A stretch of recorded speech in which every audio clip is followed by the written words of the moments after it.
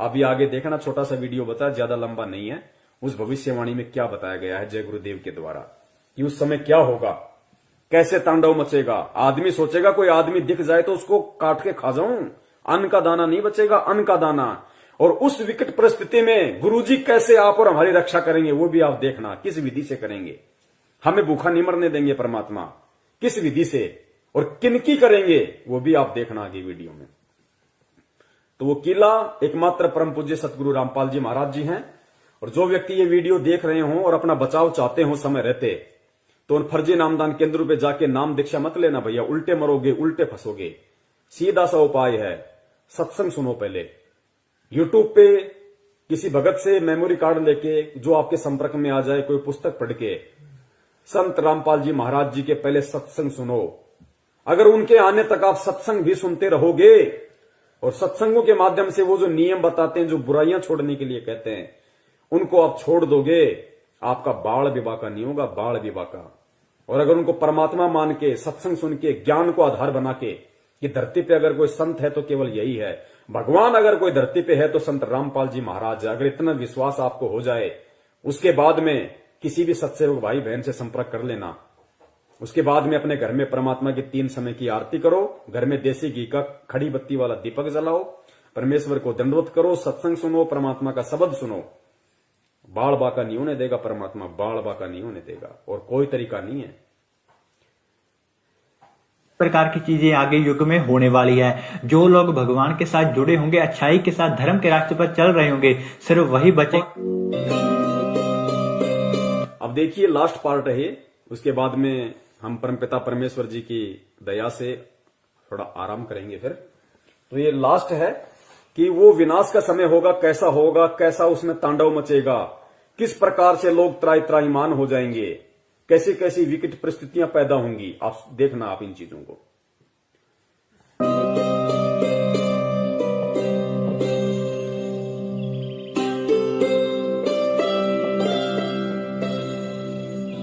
मैं सिर्फ बताता जाऊंगा, आपने सुनते जाना है।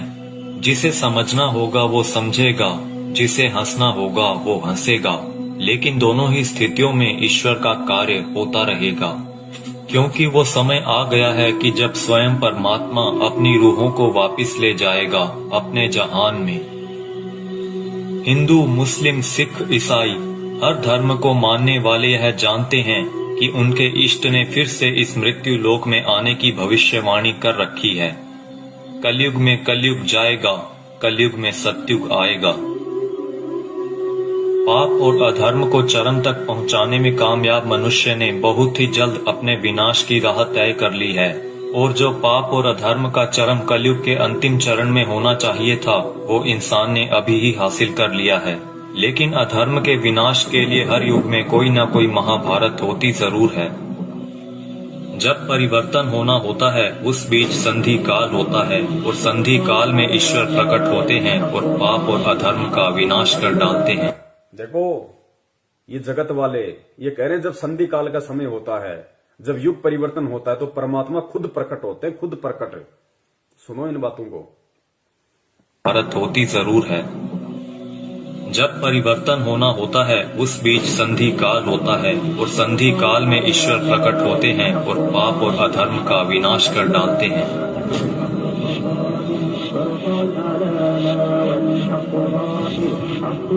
यह वीडियो वो लोग जरूर देखें जिनका परमात्मा में पूर्ण विश्वास है। इस वीडियो में दी गई जानकारी को ध्यान लगाकर समझिए। ये जानकारी कोई मनगढ़ंत या काल्पनिक बातें बिल्कुल नहीं है। ओडिशा में 400 साल पहले अच्युतानंद जी द्वारा भविष्य मालिका की रचना की गई थी। अच्युतानंद जी को भगवान श्री कृष्ण के परम सखा सुदामा का पुनर्अवतार माना गया है, जिसमें उन्होंने कलयुग के खत्म होने की भविष्यवाणी की है, जो कि गणनानुसार आने वाले कुछ वर्षों में हो सकता है। इसमें उन्होंने परमात्मा के प्रकट होने से पहले भारत के जो अंतिम प्रधानमंत्री होंगे उनके बारे में भी बताया है, और जो गुण बताए हैं वो वर्तमान के प्रधानमंत्री से मेल खाते हैं। यानी लोकतांत्रिक भारत के अंतिम प्रधानमंत्री होंगे श्री नरेंद्र मोदी, और उसके बाद होगा उस ईश्वर का प्रकट होना, और पूरे भारत में मिलिट्री शासन होगा, या कहें राजतंत्र कायम हो। अंतिम प्रधानमंत्री नरेंद्र मोदी होगा, पूरे देश में मिलिट्री शासन होगा, उसके बाद प्रकट होगा कौन? परम पूज्य सतगुरु रामपाल जी महाराज जी उसके बाद पूरी दुनिया के सामने आएंगे।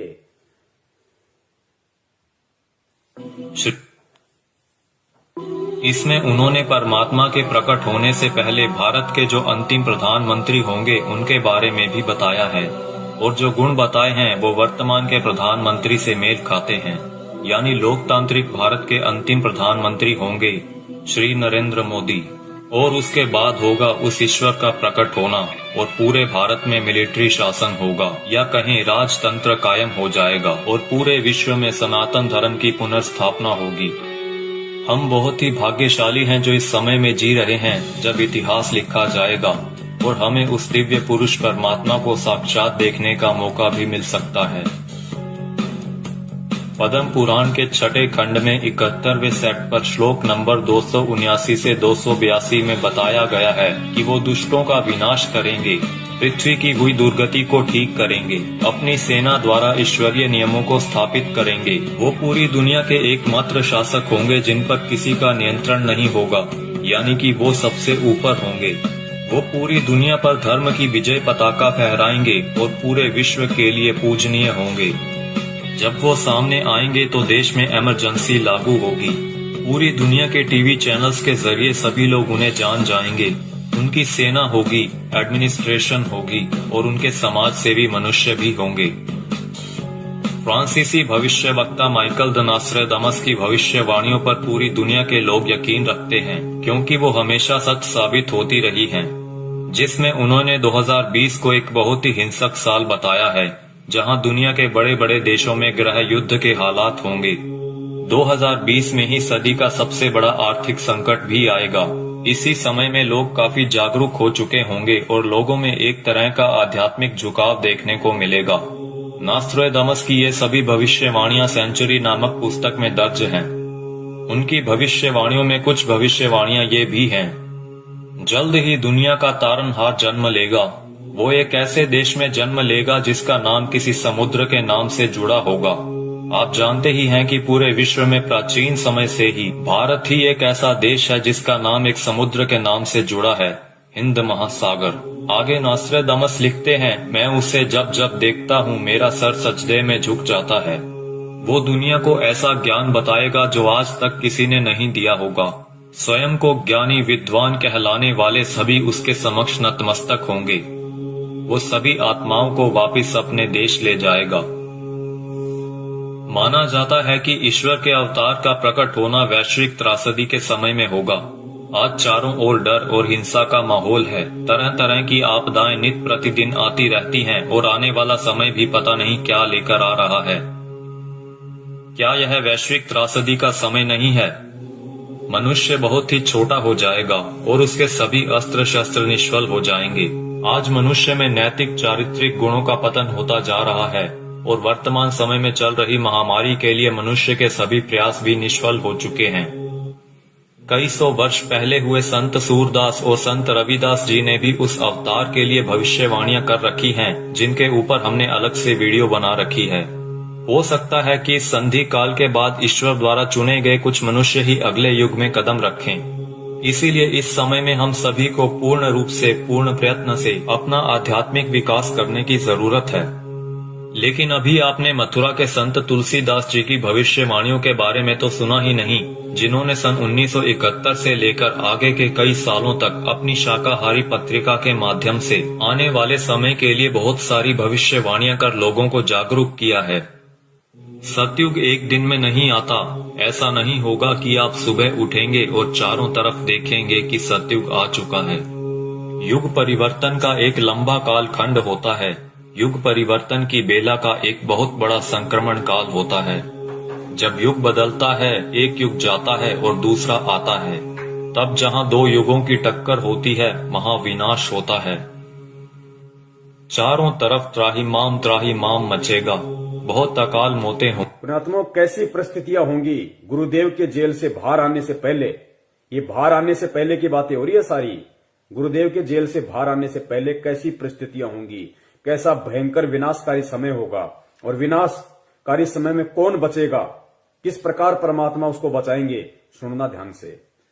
और ये जगत वाले कह रहे हैं, वीडियो बनाने वाले, कि अगर हमें वो सतयुग देखना है तो हमने अपनी भक्ति को बढ़ा देना चाहिए, अपना आध्यात्मिक विकास करने की शुरुआत कर देनी चाहिए।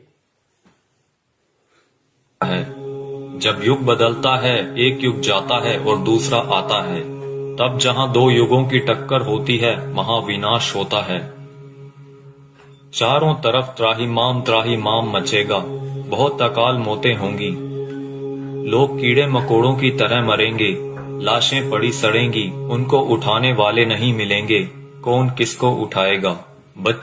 अब देखना, जो भगत भाई बहन 50 गज के प्लाट के लिए मारामारी करते हैं ना बिना ज्ञान के, बना लो, उधार ले लो, ये ले लो, वो कर लो, गुरुजी ने मुझे क्या मुझे लाभ दे दिया, मेरा कोई प्लाट नहीं बन पाया, मेरी कोई नौकरी नहीं लग रही, ये हो गया, फलाना हो गया, बिना ज्ञान के जो त्रुटियां निकालते रहते हैं। सुनो, आने वाले समय में क्या होगा, ये दुनिया के प्लाट खाली पड़े रहेंगे, जाके बस जाना किसी में भी। काल होता है, जब युग बदलता है, एक युग जाता है और दूसरा आता है, तब जहां दो युगों की टक्कर होती है, वहां विनाश होता है। चारों तरफ त्राही माम मचेगा, बहुत अकाल मौतें होंगी।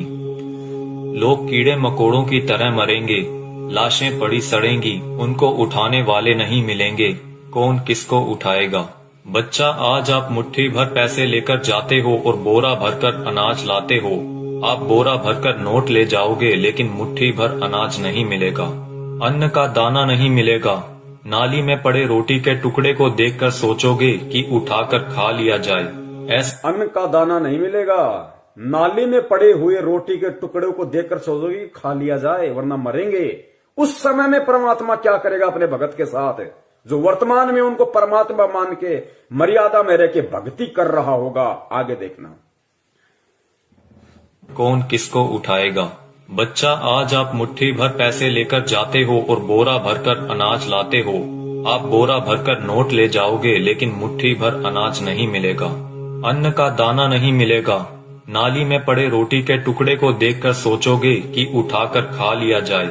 ऐसा भयावह वक्त आएगा कि एक इंसान दूसरे इंसान को देखकर सोचेगा कि कब मौका मिले तो उसको काट कर खा जाऊं। भाई भाई आपस में जान के दुश्मन बन जाएंगे। परिवार में झगड़ा झंझट, जाति जाति में झगड़े, समाजों में भीषण टकराव होंगे। मुल्क जाति में झगड़े, समाज में भीषण टकराव। दास ने बहुत समय पहले परमात्मा की दी हुई बुद्धि से एक पंपलेट बनाया था कि ये जो हिंदुस्तान में जो ये जगह जगह जो ये संगठन पैदा हो रहे हैं, हिंदू सेना, हिंदू युवा वाहिनी, राजपूत करणी सेना, भीम सेना, शिव सेना, बजरंग दल, ये बारूद के बम हैं, ये फटेंगे आने वाले समय में। आपस में ये जो कह रहे हैं ना कि जाति जाति की दुश्मन हो जाएगी, समाज एक दूसरे के दुश्मन हो जाएंगे, ये बारूद के बम हैं जो तैयार हो रहे हैं। सरेआम तलवारें और बंदूकें लहराते हैं कि हमारा भगवा, हमारा ये, हमारा वो। ये देखना, ये त्राई मान मचेगा, गृह युद्ध। का मिले तो उसको काट कर खा जाऊं। भाई भाई आपस में जान के दुश्मन बन जाएंगे। परिवार में झगड़ा झंझट, जाति जाति में झगड़े, समाजों में भीषण टकराव होंगे। मुल्क आपस में टकरा जाएंगे, बहुत जनहानि होगी। इतने लोग मारे जाएंगे कि 15-15 कोस पर दिए जलते दिखाई देंगे। दूर दूर तक मकान खाली पड़े रहेंगे, उनमें रहने वाला कोई नहीं मिलेगा। जो बच जाएंगे और कहीं से कोई भटकता हुआ आ जाएगा तो कहेगा कि आप यहीं रह जाइए, साथ हो जाएगा।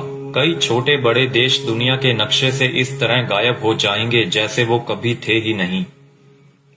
अभी आपने क्या देखा है? सूखा, अकाल, भूखमरी, बीमारियां, कोलाहल, कोहराम, बाढ़, महामारी। अभी आपने कुछ नहीं देखा, वो आगे आ रहा है। उसके एक वार से 200-200 गांव खत्म हो जाएंगे। बड़े बड़े शहरों का नामो निशान तक मिट जाएगा। ऐसी बीमारियां आएंगे कि डॉक्टर जिनका नाम तक नहीं जानते, वो कहेंगे हमने ऐसा पहले कभी नहीं देखा। ऐसी भयावह बीमारियां होंगी कि डॉक्टर अस्पताल से भाग खड़े होंगे, कहेंगे हमारे पास इसका कोई इलाज नहीं है। आप समझते हो सतयुग ऐसे ही चुपचाप चला आएगा? भयावह विनाश लीला के बाद जो मुट्ठी भर लोग बचे रहेंगे वो सतयुग का नया सूरज उगता हुआ देखेंगे। भयंकर विनाश के बाद में जो मुट्ठी भर लोग बचेंगे वो सतयुग का नया युग देखेंगे।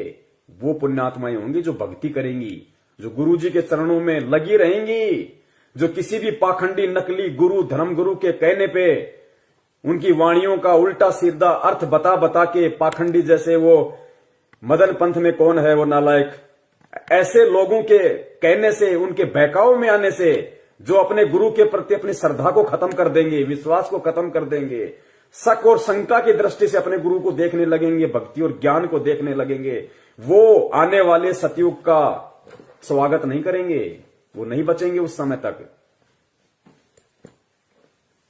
का नाम तक नहीं जानते, वो कहेंगे हमने ऐसा पहले कभी नहीं देखा। ऐसी भयावह बीमारियां होंगी कि डॉक्टर अस्पताल से भाग खड़े होंगे, कहेंगे हमारे पास इसका कोई इलाज नहीं है। आप समझते हो सतयुग ऐसे ही चुपचाप चला आएगा? भयावह विनाश लीला के बाद जो मुट्ठी भर लोग बचे रहेंगे वो सतयुग का नया सूरज उगता हुआ देखेंगे और सतयुग की अगवानी के साक्षी बनेंगे। मुझे जो करना था मैंने अपना काम कर दिया है, अब कुदरत अपना काम करेगी।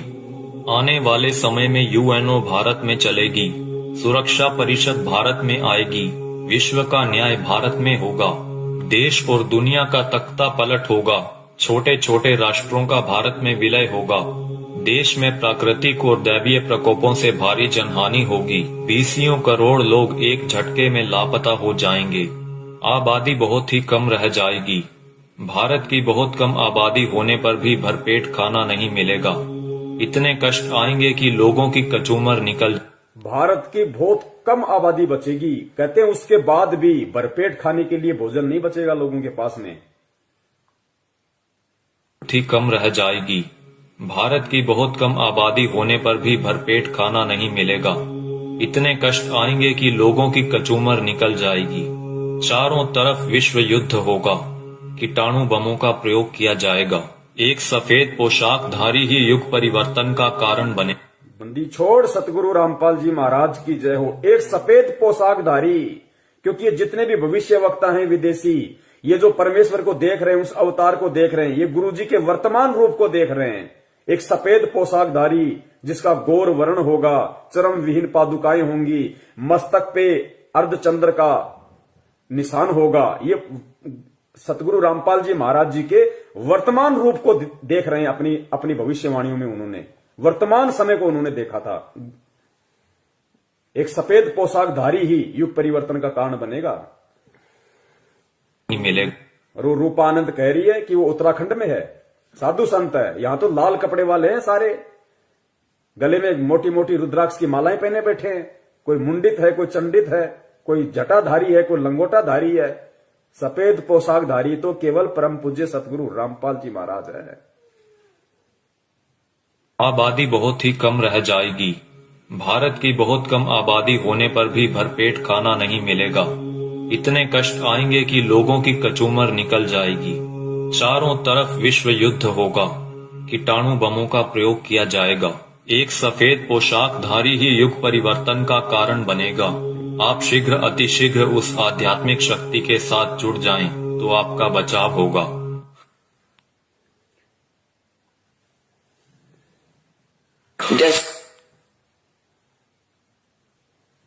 तो पुण्यात्माओं, सुना आपने किस तरीके का तांडव अभी मचना बाकी है, और उस तांडव में किस प्रकार से विकट परिस्थितियां देश और दुनिया के सामने पैदा होंगी, और उन विकट परिस्थितियों में कौन और किस तरह के व्यक्ति ही बच पाएंगे।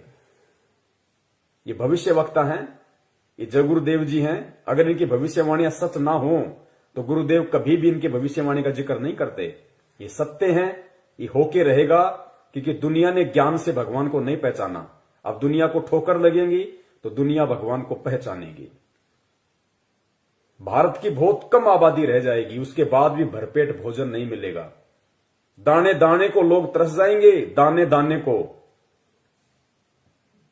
और नाली में, गंदी नाली में अगर कोई रोटी का टुकड़ा किसी को दिख जाएगा तो सोचेगा खा ले उठा के।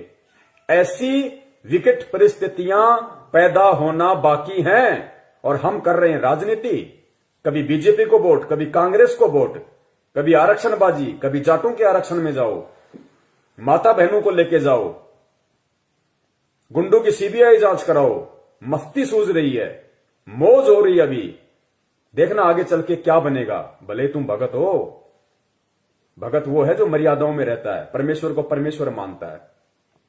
तो वो जो विनाशकारी जो समय जो बताया है भविष्य वक्ताओं ने कि दाने दाने को लोग तरस जाएंगे, ना कोई काम होगा, ना कोई धंधा होगा, ना कोई खेती होगी, कुछ नहीं होगा।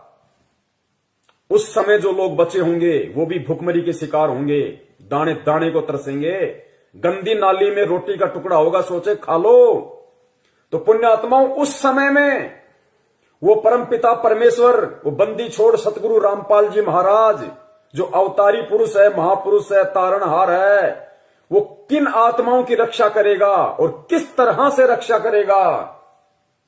वो उन आत्माओं की रक्षा करेगा जो परमेश्वर को परमेश्वर मानेंगी, जो उन्हें मुक्ति दाता मानेंगी, हृदय से, आत्मा से, जुबान से नहीं।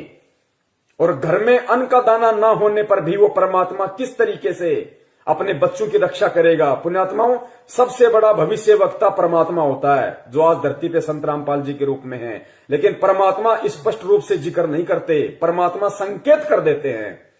तो आने वाले जो समय है भयंकर, आप और हमारे रहते सहते जो समय आएगा, उस समय के लिए परमात्मा ने कई बार सत्संगों में संकेत किया है और इशारा कर दिया परमात्मा ने कि पुण्यात्माओं, किस प्रकार भगवान तुम्हारे साथ में रहेगा, चिंता मत करना, घबराना मत, मैं सदा तुम्हारे पास में रहूंगा। किस प्रकार दया करेगा परमात्मा, इस वीडियो को सुनिए पुण्यात्माओं और परमेश्वर के चरणों में नतमस्तक हो जाओ। कभी सपने में भी मत सोचना किसी और नालायक की तरफ, किसी साधु संत महंत पाखंडी की तरफ, किसी अन्य संत पंथ की तरफ जाने की सौपन में भी मत सोचना, वरना पतिव्रता धर्म से डिग जाओगे। फिर रक्षा करने वाला इस भगवान के अलावा दुनिया में कोई नहीं है। उस विनाश के समय में, उस संघर्ष के समय में परमात्मा उसी आत्मा के साथ रहेगा जो वर्तमान के संघर्ष में परमात्मा के चरणों में पड़ा रहेगा। काल हमें जो तोड़ने की कोशिश कर रहा है, जीव आत्माओं को डिगाने की कोशिश कर रहा है हर तरीके से, सतलोक आश्रम मैनेजमेंट हरियाणा के द्वारा नित नए पीले पीले पर्चे निकाल के, ज्ञान विरुद्ध आदेश दे दे के, हराम की कमाई, राजनीतियां करवा के, आरक्षणबाजी करवा के, ये काल की चाल है। ये उस विनाशकारी समय में आपकी रक्षा ना हो उसके लिए आपको तोड़ रहा है। आप सोच रहे हो हम गुरुजी की शरण में हैं, आप कांग्रेस को, बीजेपी को वोट दे रहे हो, भगत होके आरक्षणबाजी कर रहे हो, कुपात्रों को दान दे रहे हो, ये कोऑर्डिनेटर भक्तों की लड़कियां ले लेके भाग रहे शादीशुदा होने के बाद, इनको दान दे रहे हो, ये भगोड़ों को दान दे रहे हो, गुरुजी के कलयुगी झूठे मक्कार परिवार को, बेटा बेटी, उनकी पत्नी को आप दान दे रहे हो। ये उस विनाशकारी समय में आप अपनी गर्दन पे तलवार रख रहे हो। दान सुपात्र को दिया जाता, कुपात्र को नहीं। मर्यादाओं से दूर हो रहे हो आप। ये रोहतक मुंड का जिंद दीवानी हरियाणा में जो ढोंग कर रखा है इन लोगों ने, आदरणीय गरीबदास जी महाराज जी के पाठ प्रकाश का 150 दिन से ये लोग धन प्राप्ति के लिए जो ड्रामा कर रखा है। तुम सोच रहे हो हमें पुण्य मिलेंगे, गुरुदेव कहते हैं तुम करत हो पुण्य होत है पापम। तुम पुण्य समझ के कर रहे हो लेकिन अज्ञानता में तुम पाप के भागी बन रहे हो। बचाव नहीं होगा तो किनका बचाव होगा उस समय, और कैसे बचाव होगा? बचाव उनका जो मर्यादाओं में रह के परमेश्वर को परमेश्वर मान के भक्ति करेंगे, जो उनका जन्मदिन नहीं मनाएंगे, उनका बौद्ध दिवस नहीं मनाएंगे, उनके नाम पे किसी भी राजनीतिक दल के चमचे बन के नहीं रह जाएंगे। उनकी परमात्मा रक्षा करेगा जो वर्तमान के संघर्ष के समय को झेल लेगा। काल एक तरफ मैनेजमेंट के माध्यम से संगत को तोड़ने की पूरी कोशिश कर रहा है, दूसरी तरफ नकली संतों को, पाखंडियों को खड़ा कर रहा है, गुरुदेव के वचनों में, वाणियों में मीन में कर करके, और गुरुदेव से आत्माओं का विश्वास तोड़ने की कोशिश कर रहे हैं। परमेश्वर कहते हैं बीजक की बाता कहें बीजक नाही हाथ, पृथ्वी डुबोवन उतरिए कर कर मीठी बात। उनके मीठे मीठे श्लोक सुन के, उनकी बातें सुन के हम सोचते हैं कि वहां मूल ज्ञान है, वहां पवित्र ज्ञान है, वहां ये है, वहां वो है। महीने 2 महीने जाते हो फिर गधे की तरह मुंह लटका के वापस आते हो। भगवान से दूर हो गए, ना इधर के ना उधर के, धोबी के कुत्ते वाली हालत हो जाती है तुम्हारी। काल ऐसा करके छोड़ देता है। तो इस वर्तमान के संघर्ष के समय में जो संघर्षशील रहेगा, जो न टूटेगा, न डिगेगा, न झुकेगा, न मुड़ेगा, भगवान को सिर सौंप दिया तो सौंप दिया, उस आत्मा की परमात्मा फिर उस संघर्ष के समय रक्षा करेगा, जो आज उस परमात्मा के लिए संघर्ष कर रहा होगा। और किस प्रकार परमात्मा रक्षा करेगा? भक्तिहीन प्राणी और जो भगत आज मर्यादाओं में नहीं है, जो परमेश्वर को परमेश्वर नहीं मान रहे, उनकी स्थिति होगी उस समय कि गंदी नाली में अगर रोटी का टुकड़ा भी मिल जाए तो खाने को मजबूर होंगे। और जो भगत होंगे, जो सत्सेवक होंगे, सच्चे सेवक होंगे परमात्मा के, उनकी परमात्मा कैसे रक्षा करेगा? सुनो गुरुदेव के मुख कमल से। जैसे दास बार बार आपको कथा सुनाता है कि जिस समय परमात्मा के नाम से झूठी चिट्ठी लिख दी थी कबीर जी के नाम से, और 18 लाख प्राणी साधु संत आगे थे। वो साधु संत कौन थे? घर छोड़कर जंगलों में अपने गुरुओं के पास भक्ति के लिए, भगवान के लिए भटक रहे थे। वो उनकी विशेष प्यारी आत्मा थी। अब वहां उन 18 लाख को 3 दिन तक झोंपड़ी में बैठे गरीब जुलाई ने, वो तो भगवान थे, लीला कर रहे थे, 3 दिन तक उनको वो भोजन खिलाया जो कभी सुना भी नहीं था उन महापुरुषों ने, भक्तों ने, साधुओं ने। और सोना की मोहर दी और दोहर दी और छक्के हलवा पूरी कचौड़ी जलेबी छक खावा, छा बखावा, दिन में भूखे मरे तिंदरे बुगड़े खानिए थे होते। तो उनके लिए जब ये लीला कर दी, पृथ्वी का को माल भी नहीं था, सतलोक से ला दिया जाता ने। पृथ्वी का माल नहीं था, काशी का भंडारा किया परमेश्वर ने, 18 लाख को खिलाया दिन में 4-4 बार। इस पृथ्वी लोक का नहीं था, वो सतलोक से लाए थे परमात्मा। और फिर आगे देखना पुण्यात्माओं, किस प्रकार उस विनाश के समय में जब ऐसी संकट पैदा होगा, ऐसी विकट परिस्थितियां पैदा हो जाएंगी, क्योंकि गुरुदेव तो परमेश्वर है, अंतर्यामी है, उनको तो पता है उस विनाश के समय का। उस समय का थोड़ा सा जिक्र परमेश्वर ने किस प्रकार किया कि बच्चों, तुम्हारे घर में अगर 2 दाने भी होंगे तो परमात्मा क्या करेगा, फिर देखना। उसको कहते हैं भक्ति का प्रतिफल। मेरे बुगड़े खानिए थे होते। तो उनके लिए जब ये लीला कर दी, पृथ्वी का को माल भी नहीं था, सतलोक से ला दिया जाता ने। तो आने वाले समय में जैसे जनसंख्या बढ़ रही है, 100 वर्ष के बाद क्या खाएंगे ये, अगर ये माहौल नहीं बदलाते? फिर भगवान व्यवस्था करेगा। आपके घर में 2 दाने होंगे, तड़के भरा पाओगा मटका, पिप्पा भरा पाओ। आपके घर में 2 दाने होंगे ना, 2 दाने, तो परमात्मा कहते हैं भक्तिहीन प्राणियों की तरह मैं तुम्हें गंदी नाली में पड़ा हुआ रोटी का टुकड़ा नहीं खाने दूंगा। बच्चों, तुम्हारे घर में अगर 2 अन्न के दाने भी होंगे रात को, तो सुबह तुम्हारे उठने से पहले परमात्मा उस मटके को अनाज से भर देगा। ऐसी रक्षा करेगा परमेश्वर अपनी आत्माओं की। इसलिए हमारे को विश्वास होना चाहिए दृढ़ अटल कि धरती पे अगर भगवान है तो संत रामपाल जी महाराज है, उनके अलावा कोई पुरुष नहीं है। बंदी छोड़ सतगुरु रामपाल जी महाराज की जय। पीका को माल भी नहीं था, सतलोक से ला दिया जाता ने। तो आने वाले समय में जैसे जनसंख्या बढ़ रही है, 100 वर्ष के बाद क्या खाएंगे ये, अगर ये माहौल नहीं बदलाते? फिर भगवान व्यवस्था करेगा। आपके घर में फिर भगवान व्यवस्था करेगा। आज हम जो काम धंधा कर रहे हैं, 2 के 4 कर रहे हैं, हम जो अपना दिमाग चला रहे हैं कि हम कर रहे हैं तो खा रहे हैं, ये सब फेल हो जाएंगे। आज भी परमात्मा दे रहा है, आज भी परमात्मा ही करवा रहा है। कैसे करेगा परमात्मा, देखना।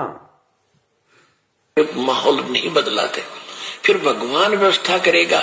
आपके घर में 2 दाने होंगे, तड़के भरा पाओगा मटका, पिप्पा भरा पाओगा आटेगा, इस तरह कर देगा दाता आपके लिए। लेकिन साध वचन पलटे नहीं, चाहे पलट जाए ब्रह्मांड। अगर परमेश्वर ने ये वाणी कही है कि आपके घर में 2 दाने होंगे, सुबह मटका भरा हुआ मिलेगा, तो वो विकट समय आएगा, वो 2 दाने वाला समय आएगा भाई।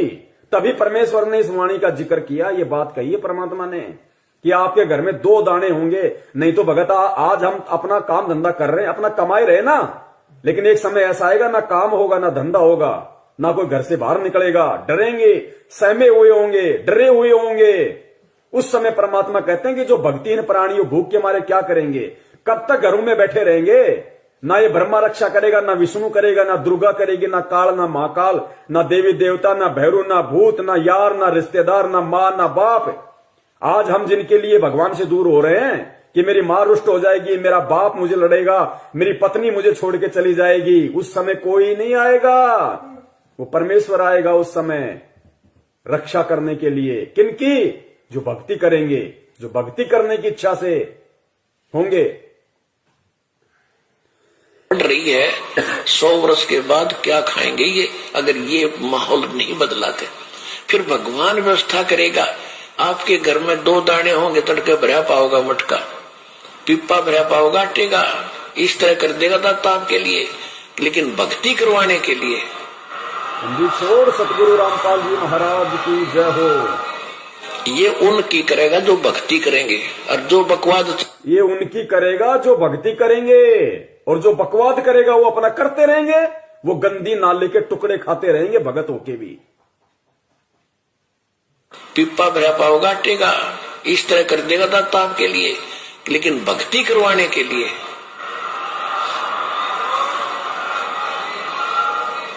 ये उनकी करेगा जो भक्ति करेंगे, और जो बकवाद चाहोगे वो अपना करते रहियो। ठीक है, जैसा भक्ति भजन करेंगे उनका लाभ मिल जाएगा, लेकिन वो उसमें से खड़ी रह जाएंगे। राजनीति करने वाले करते रहियो, आरक्षणबाजी करने वाले करते रहियो, परमात्मा रक्षा उनकी करेगा जो भक्ति करेंगे, जिनका मकसद मोक्ष प्राप्ति का होगा, कांग्रेस को जिताने का और बीजेपी को जिताने का नहीं। तो कितने लोग आज मर्यादाओं में हैं, और कितने लोग भगत होकर भी अपने आप को भगवान का भगत समझते हुए भी मर्यादाओं से दूर हैं। ये अपना आकलन स्वयं कर ले। दास की यही विनती है, यही प्रार्थना है।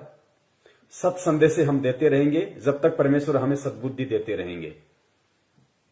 और निवेदन करूंगा सभी भाई बहनों से, वीडियो को ज्यादा से ज्यादा, ये ऐसा वीडियो है, ये बहुत लंबा चलना चाहिए वीडियो, हर आत्मा तक संदेशा पहुंचना चाहिए। अभी दास इसको फेसबुक पे जाके और दोनों पार्ट को एक कर देगा ऊपर नीचे। उसके बाद में पुण्यात्माओं जितना हो सके वीडियो को शेयर करें, ताकि जिस प्रकार परमेश्वर ने आप और हमारे ऊपर दया करी है, उसी प्रकार परमात्मा हमारे अन्य भगत भाई बहनों पे भी दया करें, उनको भी परमेश्वर सद्बुद्धि दे, उनको भी समझ में आए, वो भी परमेश्वर को परमेश्वर माने। ठीक है, जो गलती उन्होंने परमात्मा का जन्मदिन मना के, बोध दिवस मना के कर दी है, अगली बार उनसे वो गलती ना हो, अगली बार उनसे वो गलतियां ना हो, वो भी आप और हमारी श्रेणी में आ जाएं, वो भी सत्सेवकों की श्रेणी में आए। तो हमें प्यार से, प्रेम से, बहुत ही आधीनी से परमपिता परमेश्वर जी के चरणों में बैठ के उनकी प्रेरणा से हमें ये सेवाएं करनी है, साथ में अपनी भक्ति भी करनी है, ताकि परमेश्वर भक्ति से ही प्रसन्न होंगे। सेवाओं का पुण्य अलग है। तो पुण्यात्माओं, परमेश्वर दया करें, हम यही उनसे विनती करेंगे बारंबार उनके चरणों में दंडवत करते हुए कि परमात्मा साध संगति के लिए आप हम सत्सेवकों को लाइव शंका समाधान प्रोग्राम से जोड़े रखिए। आप इसी प्रकार हमारे सभी भाई बहनों का, हम एक दूसरे का इसी प्रकार भक्ति में विश्वास बनाए रखिए। हमारे अंदर वो दृढ़ता, वो विश्वास आप जी पैदा कीजिए, ताकि परमात्मा सपने में भी हम अपने पतिव्रता धर्म से दूर ना हो सकें। हम आपके चरण कमलों से परमात्मा सुई के नोक जितने भी दूर ना हो। और परमेश्वर यदि हमारा ऐसा कोई दुर्भाग्य, हमारा ऐसा कोई कुसंस्कार यदि हमारी ही किसी मूर्खता और गलती के कारण आना भी हो, तो परमात्मा उसी समय हमारी जीवन लीला समाप्त कर देना, और अगला जन्म परमात्मा उस समय देना जब आप हमारा मोक्ष कर सको, हमें सतलोक पहुंचा सको। बंदी छोड़ सतगुरु रामपाल जी महाराज की जय हो। सत साहेब।